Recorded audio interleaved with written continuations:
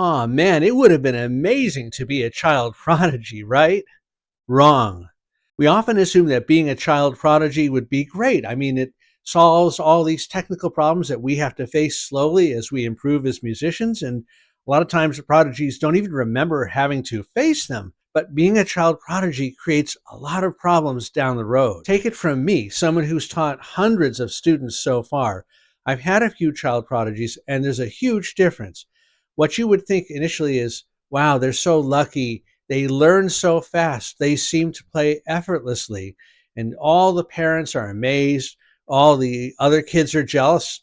Some of the professionals are jealous at how quickly they learn. This story sounds ideal, but it skips over what happens later. Before I get into the details, first I want to share the story of one child prodigy I had who actually was a piano student of mine when my main instrument is cello. Anyway, this student was unbelievable. I came in and started with the basic piano books, just the little teeny five-finger exercises, and I think the first piece even started using only three fingers in both hands. And after that first lesson, the parents called me and said, we can't stop her from playing. She just plays for hours. We put her to sleep, and then she comes down at 3 in the morning and plays. And they said she just won't stop. At the next lesson, I thought, I got to try something extraordinary. So I started by playing some of Bach's first invention. Dee da da dee da da da dum ba da da. Just that much, the first two measures in the right hand. And I asked the student, can you play that? She played it back perfectly the first time. Well, by the end of a half an hour, she had the whole two-part invention learned, and she could play it from memory. This is way above high talent level. This is a true prodigy. I taught her only for one summer, and by the end of the summer, she gave a complete solo recital with Bach and Beethoven, and even a duo piece we played together where I made one mistake on the piano and she made no mistakes. It was truly incredible. And then I moved because I went to another school for my master's degree. I checked in later with her parents, and to my disbelief, they said she had quit. Now let me talk about the details of why this sort of thing can happen when you're a child prodigy. Now, true child prodigies, not just very talented students, experience something almost supernatural. They get technically very proficient almost immediately. It's just not even a challenge. They get very quick validation from everyone they see, and they can sometimes start to think, I'm the talented one. Now, I want to emphasize that none of this is fake, and none of this by itself is inherently bad.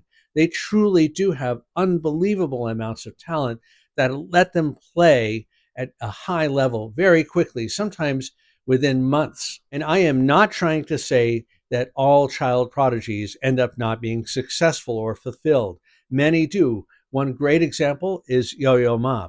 What I am saying is there's a danger there.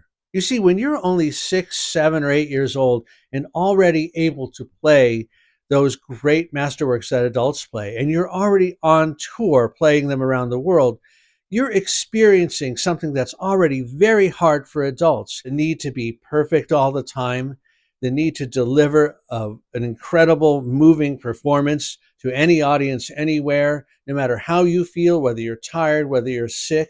Think of how hard this is on children. And they're also caught in that world seeking approval from audiences and from critics that are very hard emotionally already on adult performers.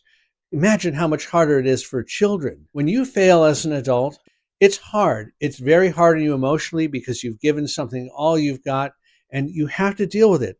I just can't imagine what it's like to be 8 years old and getting a bad review or a snarky review.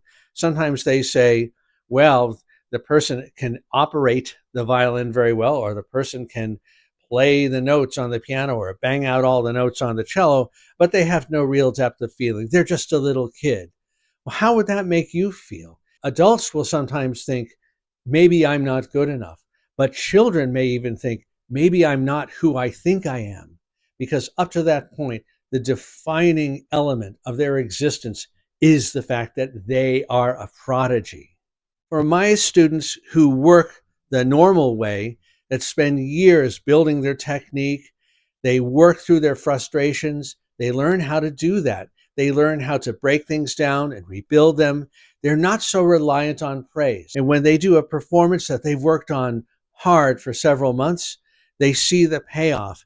They have learned how to fight through things that prodigies don't have to fight through. When you face frustrations as a young artist in your 20s or even 30s, and you've gone through some failures, but also some successes, you know how to face them. You know how to build off both the successes and the failures. Most professional musicians were not prodigies. Talent is only a matter of time. Person A has a bicycle, person B has a car, and person C has to walk.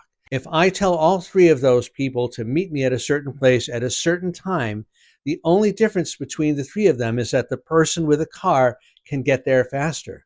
But as long as the person with a bicycle or the person who has to walk plans accordingly, it doesn't matter. They get there. That's all it is. If you are watching this as a music student or even just as a music lover learning an instrument, don't be jealous of child prodigies.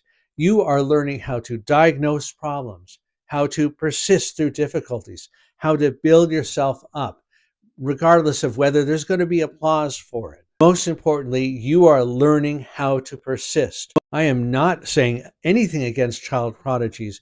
They are special. They should be nurtured, but nurtured very, very carefully. You don't want to be jealous of that. Basically, being a child prodigy, it just gives you speed, almost a shortcut. Being a regular person with varying amounts of talent, if you work through your problems, if you persist, if you follow your love for music, that gives you durability. Remember, the important thing is that you love music and you're working to become better and better at it. But I want to know what you think. Let me know in the comments. Do you wish you were a child prodigy? Do you know a child prodigy? Let me know.